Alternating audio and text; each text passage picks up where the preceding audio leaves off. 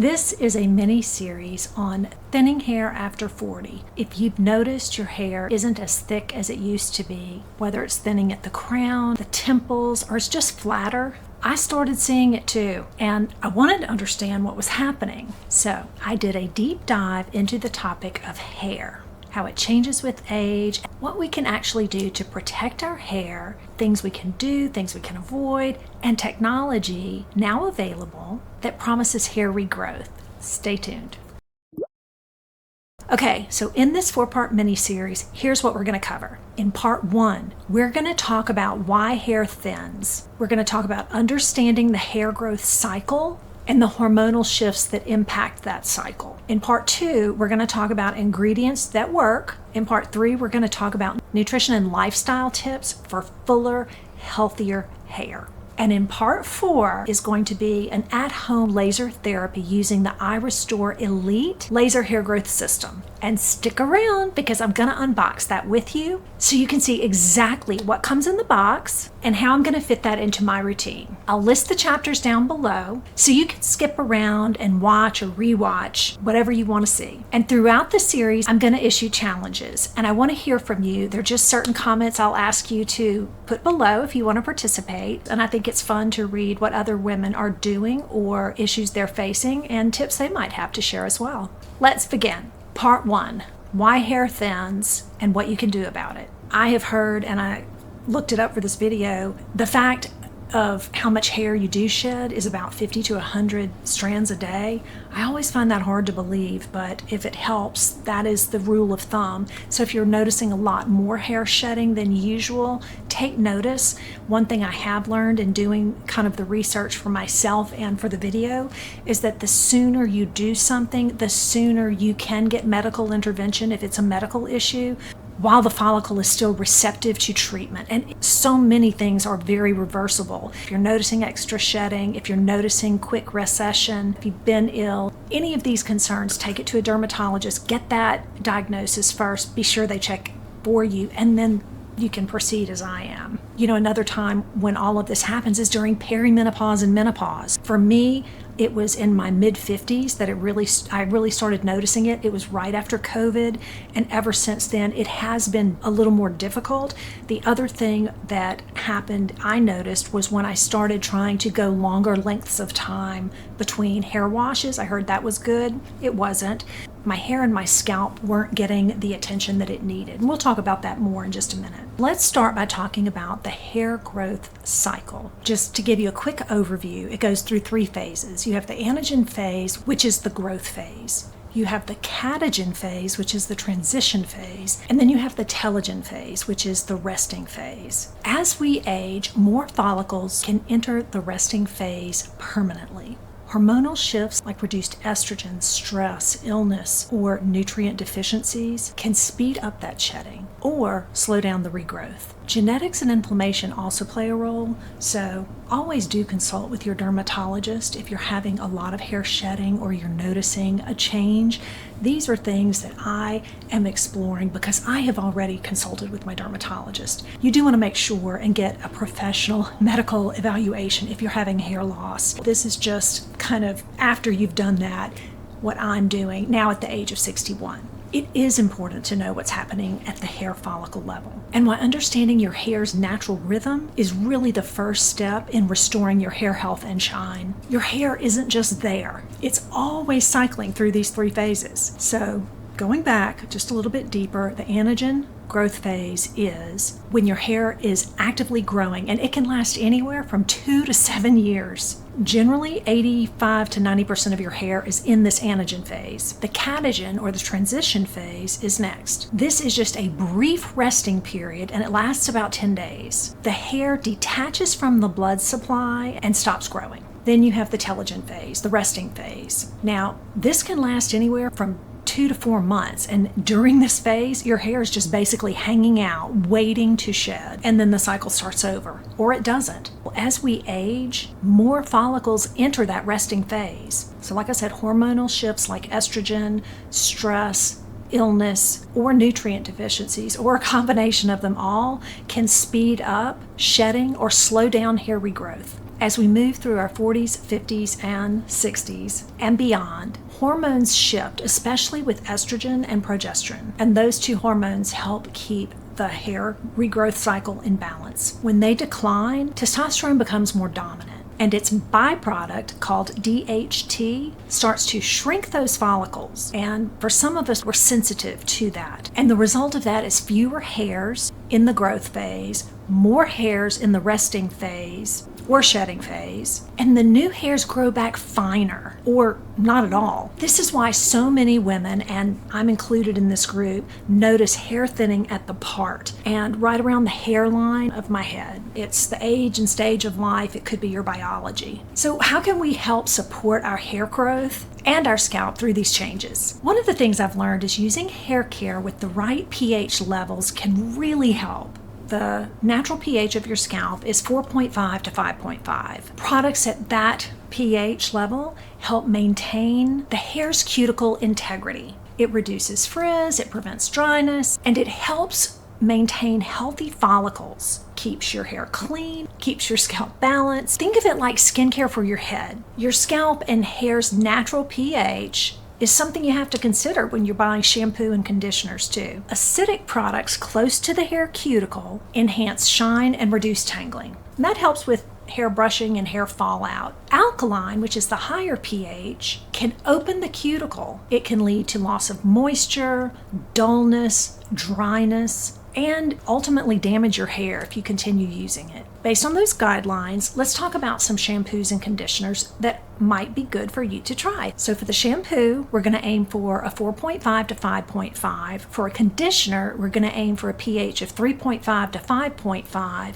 And if you use a clarifying conditioner, it will have a higher pH, so you want to use them sparingly, maybe once a week, I would think. And those are kind of higher at a pH of 7 to 8. I don't know if any of you watch Abby Young. I'll put her picture up here. I really do enjoy watching her. She's someone I trust. And if you're on that hair regrowth, hair health journey, she's certainly one to follow. All right, so I guess I'll start with the detox shampoo because that's the one that you probably want to use very limited, maybe once a week. She likes the Way Detox shampoo, and I have done some research on that and find that it is a very highly recommended and used product. It removes buildup, so it leaves the hair refreshed and clean from any buildup it might have. One other detox shampoo that she recommends is the K18 detox shampoo. It's the same kind of thing. It eliminates the hair buildup and any residue and impurities. All right, she recommends the Pantene Volume and Body Shampoo. Adds body to the hair and it's good for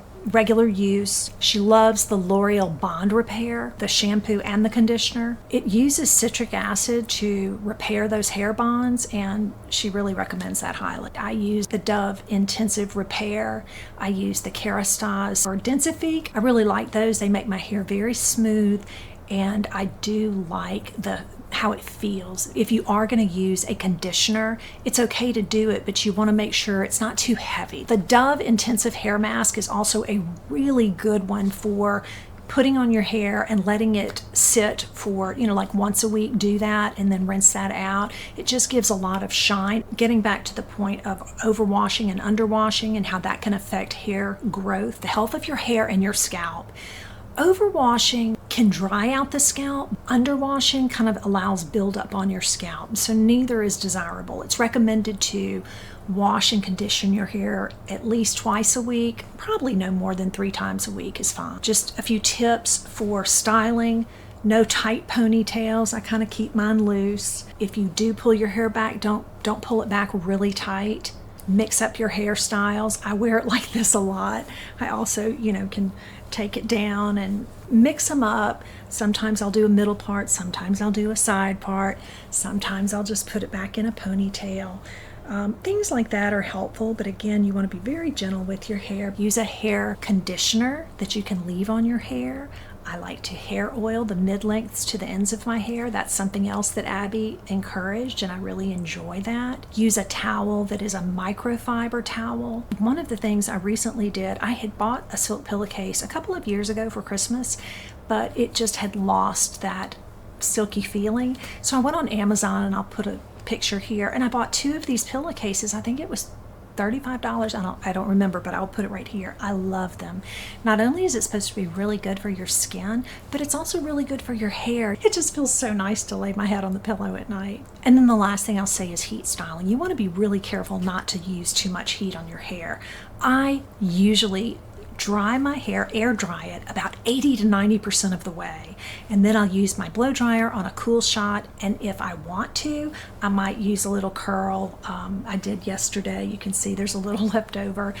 I will use my Lange curler on the kind of the 360 setting and just do each little section. I haven't straightened my hair in a very long time, but I do like the Revlon brush that I turn and it kind of smooths my hair. My doctor did recommend the Rogaine, which I get from Amazon. I use the men's because they charge more for the women's, and she said it doesn't matter. Like I said, check with your doctor. I don't have any issues with that, and I did consult with my doctor, so I'm just telling you what I'm doing. I am using the Rogaine. I put it in 30 minutes. I run it through my hair on just like I'm parting it. I'm dropping it in, and then I put on little gloves and I kind of massage it into my hair, and I wait 30 minutes. And then I wash my hair and condition my hair. I'm also using the Ordinary peptides on my hair, and I am doing that a couple of times a week at night. I am trying to make sure that it's something I've just started and I don't want to agitate my scalp, so I'm still kind of in the testing phase of that. But it's called the multi-peptide hair density, the multi-peptide serum for hair density. That's what it's called. And it's supposed to communicate with your hair follicles. So we'll see if that works. And then I use a root lifter when I do finally put the air on my hair to dry. I use the It's a 10, and I wash my hair probably every 3 days. So here's the challenge for this video. Please comment below of the things listed in this video. What is the one thing you're gonna try? Or what is one tip you have for the rest of us? Something you've learned that has really been helpful to you, or something you're struggling with that you want to learn more about. I hope this helps you feel more equipped, to better understand what's going on with your hair. And most importantly, that you're not alone in the experience. So coming up next in this series, we are going to talk a little bit about that byproduct of testosterone, the DHT, and the impact that that has on hair thinning and hair loss. If you liked this video, please take a moment and give it a thumbs up. If you know someone who would benefit from hearing it, please share it with them. We are back talking about hair thinning, why it happens, and what we can do about it. This is a mini series, and this is part 2. So in part 1, we talked about the hair growth cycle, and we talked about how hair thins with age. Today, we're digging into what I've learned is a big culprit of that, which is called DHT. What is it? Why does it matter? And can we do anything about it? DHT stands for, are you ready for this? Dihydrotestosterone. DHT. It's a hormone your body naturally creates from testosterone. And yes, even women produce testosterone. That's normal, that's healthy. But some hair follicles are sensitive to DHT. When the follicles bind to that DHT, it causes them to shrink over time. It stays in the growth phase for a shorter period of time, and it stays in the resting phase for a longer period of time. And when that happens, your hair grows back thinner. This slow shrinking process is called miniaturization. And in women, this shows up as a widening of the part, thinning temples, and a thinner ponytail. So after 40, especially during perimenopause, our estrogen and progesterone levels drop. These hormones usually help buffer the impact of that DHT. So when they decrease, the DHT has more power to influence the hair follicle. So can you block DHT naturally? I've learned that you can support your scalp and block the effects of DHT. There's topical DHT blockers and scalp support ingredients. I'm going to read a few of these to you, so if I'm looking off to the side, that's what I'm doing. So there's saw palmetto. It naturally blocks the enzyme that converts testosterone to DHT, and it's found in many scalp serums and some shampoos. Pumpkin seed oil, it's shown to reduce DHT activity and nourish the scalp with omega-3s. Caffeine is said to stimulate blood flow and may help counteract DHT at the follicle. And then rosemary oil, this is interesting. In a 2015 study, it was found that rosemary oil worked just as well as minoxidil, which is Rogaine, over 6 months in promoting hair growth. It's interesting, especially if you don't want to try Rogaine, you could try the rosemary oil. Niacinamide is also another one that's B3, and it's meant to soothe inflammation. And then peptides. These are cell signaling ingredients. We use them in our skincare, at least I do, and it helps the follicles stay in place longer. So let's talk about the products that have some of these ingredients in it that you may want to try. So the scalp serum that I mentioned that I'm using is the Ordinary Multi-Peptide Serum for Hair Density. It's packed with peptides, caffeine, and something called Redensyl, Redensyl. I've also heard the Vegamore Grow Serum is a good one. I've tried the Kerastase. I've not really stuck with it, and so I do want to, and I'm going to stick with me in the series. I'm going to share with you the schedule and the habit tracker that I'm going to use to implement all of these things so that I can measure over time how often to do them, when to do them, and so that I can see if it's working or not working because of the products or because of lack of consistency or use. I'm going to get it all narrowed down.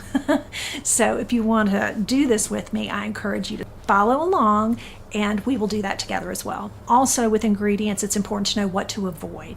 You want to avoid harsh sulfates in shampoos that can strip your hair, strip your scalp, and it can increase inflammation. I guess that's where the niacinamide comes in. You don't want to wear tight hairstyles, and you want to use gentle heat on your hair. And silicones are okay for hair. You just want to be careful not to have things that weigh your hair down. I mean, the bottom line is DHT can really impact your hair. So we want to protect our hair follicles. You want to nourish your scalp so that you can have healthier, fuller hair. Having the right ingredients in the right products and having daily habits that support doing all of those things is really important. Okay, so the challenge for this one is, have you tried any of these products? And if so, which ones made a difference for your hair and what change did you notice? If you would comment that below, that would be so great. I'll learn something, and other women who are watching the series will also learn and benefit. So thank you for doing that. In part 3, we are going to talk about how food, hydration, and lifestyle can make a difference in your hair growth and play a major role in your hair health and strength. If this video helped and you liked it, please take a minute and give it a thumbs up. I really appreciate it, and it does help my channel so much.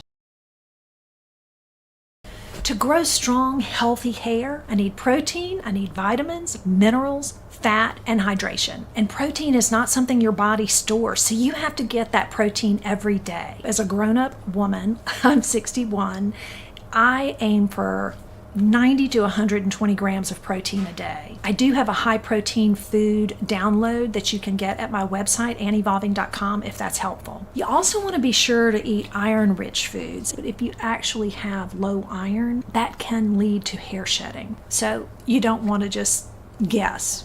Certainly get your physical every year, get your blood work, see what's going on, and if it is that you're iron poor, iron deficient, like I said, a multivitamin or whatever your doctor says can really help with that as well. They also say that healthy fats can help reduce inflammation because it supports the scalp's lipid barrier. Salmon, sardines, mackerel in a can on crackers. I don't like them, but I know some people do. If you're one of those lucky people, it's really good for you. Walnuts, flax seeds, chia seeds, avocado, and water. Hydration is so important because dehydration can lead your hair to be brittle. I have my new flavored powders for the electrolytes that are supposed to help my cells and the hydration of the cells. And then I have the collagen powder from City Beauty, which I love. It's a peach flavor. I really like having a flavored water because it just helps me drink it more. I look forward to it. So I'll list that down below if you want to try it. If you're not a fan of water, you can have herbal tea, put mint or an orange in your water, anything to help make that more pleasant for you so that you can get that water in. Another thing is biotin is considered to be a good supplement, and the biotin is supposed to help with cell turnover, follicle health, and keratin production. I have started taking it. I can't tell you if I see any difference, and I have started adding in a multivitamin for women over 50. Anyway, you always want to check with your doctor and find out what they recommend. or at least if you're deficient in any of these areas. I don't think there's harm in taking a multivitamin. You don't want to over-supplement yourself without your doctor's recommendation, though. All right, here are some lifestyle tips, things that I try and do and that are actually associated with healthier hair. The first is sleep. It is recommended that you get 7 to 8 hours of sleep because hair grows fastest during sleep. It's like your skin. Your skin renews the most during the night when you're resting. Movement. Gentle movement daily is supposed to help with the blood supply. I don't really enjoy exercise like many people do. They like to go to the gym. I've never been a person that really loves that. So it is something that I'm doing for my health, for my heart, for my stamina, for my skin, and for my hair and my scalp. I do see a difference in my skin when I exercise and hydrate. My skin looks healthier. It looks less sallow. It looks less gray. And I do know that it helps with circulation. It's supposed to help regulate the hormones that affect hair loss. So that's a side benefit that I look forward to. The other thing I've noticed that I think has a big impact on me is chronic stress or stress in general. That does contribute to increased cortisol levels. And that can send your hair into a shedding phase. It can happen during illness. It can happen when your hormones change. It's just something that I have to be very mindful of. I like to do a few things. When I feel my anxiety peaking and my heart is racing, I focus on my breathing. I try and breathe in and breathe out, and I try and work that to 10, doing very slowly. I also say a lot of thought conditioners, things that help me calm down and affirm myself. If you're doing something that is very stressful, taking a moment and just moving your body. Motion is kind of the antidote for emotion. So whenever you're having emotions that are overwhelming, and they can be good or bad, emotion can cause stress. And to get your body in motion, to walk the stairs or walk around the block, or just if you're at home, do some little squats or, walk in place. Those are things that help me. And I don't always like to do it, so I have to be very intentional with it. So I hope that helps. Here's the challenge for this video. Here's what I want to know. What's one thing that you learned in this video, one tactic, one tip that you're going to try this week? Or what is one thing that you do that really, really helps? Comment below and share it with us all. We're almost to part 4, and I am really excited about the next video. It's a big one. As I mentioned, I'm going to unbox the iRESTORE Elite Hair Growth System, and I'm going to share my plan with you, how I plan to use it. I will see you in the next video.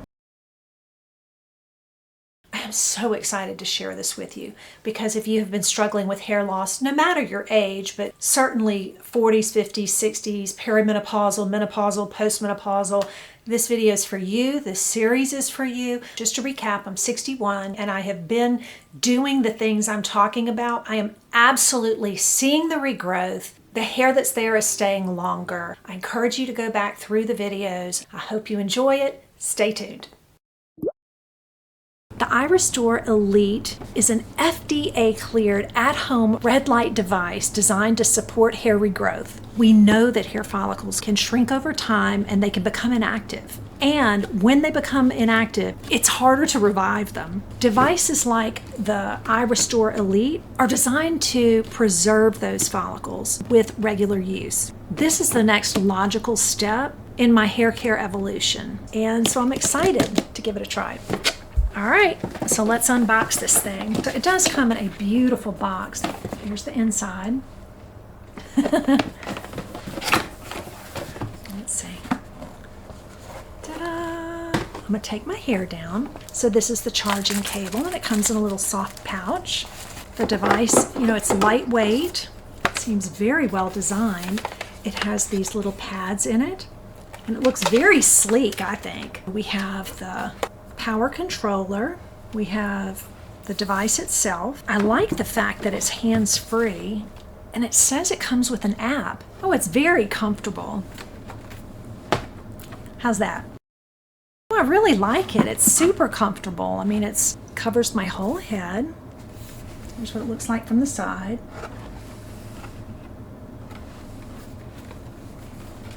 Very nice. The iRESTORE Elite uses 500 medical grade lasers and LEDs to target dormant or weakened hair follicles.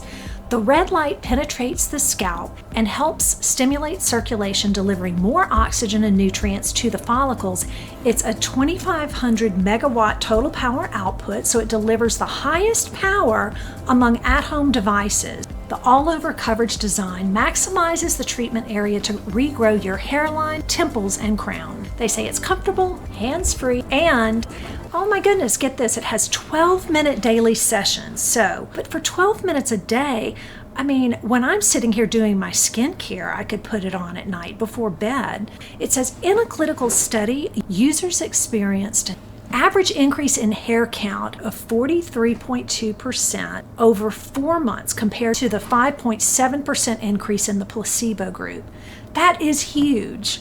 I'm really excited for that. I know how important it is to find sources that I trust and believe, and Dr. Dre is one of those people for me. She is a board-certified dermatologist, and she has a huge YouTube channel. You know, she doesn't promote just anything. She's very selective. When I saw her review the iRESTORE Elite, it really caught my attention. Why do I recommend the iRESTORE Elite? I have used this device myself. I have the most confidence in iRESTORE devices. I used the device myself at home for about 3 months, and I'm definitely seeing an improvement in thickness and density. Now I want to talk a little bit about my plan. How do I plan to use the iRESTORE Elite? I'm going to use the iRESTORE Elite for 12 minutes a day. It's cordless, hands-free, so I have no excuses. I'm going to stay consistent with my gentle hair routine with my pH-balanced shampoo and conditioner. I'm going to use my ordinary peptides. I'm going to use my Rogaine 30 minutes before I wash my hair, and I'm going to keep doing the minimal heat styling. I will continue doing my protein-rich diet of 90 to 120 grams a day, and my target really is that 120 grams. And I'm going to ride my bike for an hour a day to help with that blood circulation. And I'm going to drink my 2 liters of water every day and get my sleep. I usually get 9 hours. So those are things I'm doing. I will put my photos here of day 1, and I will look at the center part and also the forehead. I'll do it this way too. This is my recession, and this is the part. If you haven't downloaded it, I am going to use my scheduling form and my habit tracker over at the website, anneevolving.com, because the habit tracker, I can list out everything I need to do and check off what I'm doing along the way to tell me that I am doing it. It's a visual cue to say this is what I need to do, and then it's the check off cue to say this is what I did. So when I look back, I can say, well, I meant to do it, but I didn't, or yes, I did everything I was supposed to, and I can give you a clear answer on my assessment. The scheduler, that's how I'm going to incorporate all these things into my daily schedule. And like I said, I've been doing some for a while, so this really is the next step. None of these things are going to work overnight. All of them require consistency and a plan. When you do build those habits and you follow through, I really believe you're going to see results. Just like any device, it's going to take time. And it's true of any meaningful transformation.